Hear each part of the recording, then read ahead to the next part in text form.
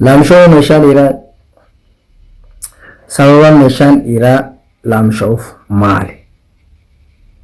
Assalaamu alaikum warahmatullahi wabarakatuh. Laamshoo meeshaan dhiiraa ni laamsha'a. Paralyzed ta'uu meeshaan dhiiraa akka laamsha'uu beekani sababaan hoo maali?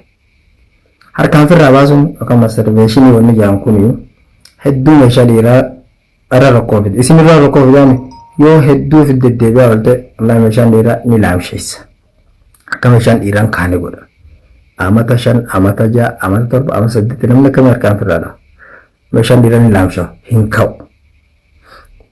Akkama ciiseetu ispaarmii baasa. Irra laamsha'aa jechuudha. Ammas qorraadha qabbanaadha meeshaa dhiiraa kana.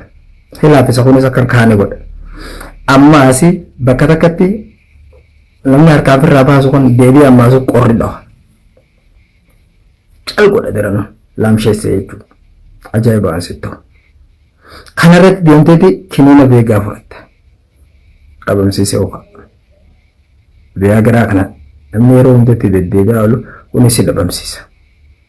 Wanni kun meeshaa ta'e akkan kaane godha ni laamsheessaa jechuudha. Meeshaan dhiiraa ni laamshaa namni hin beeku. Amata meeqa akkasi firra goote amata meeqa akkasitti hin kaane. Wanni ittiin rakkachaa jirru amata 5, amata 6, amata 7, amata 3 hanga meeshaan kiyyan kaan irra laamshee jira waan kana irraan taa'u namni.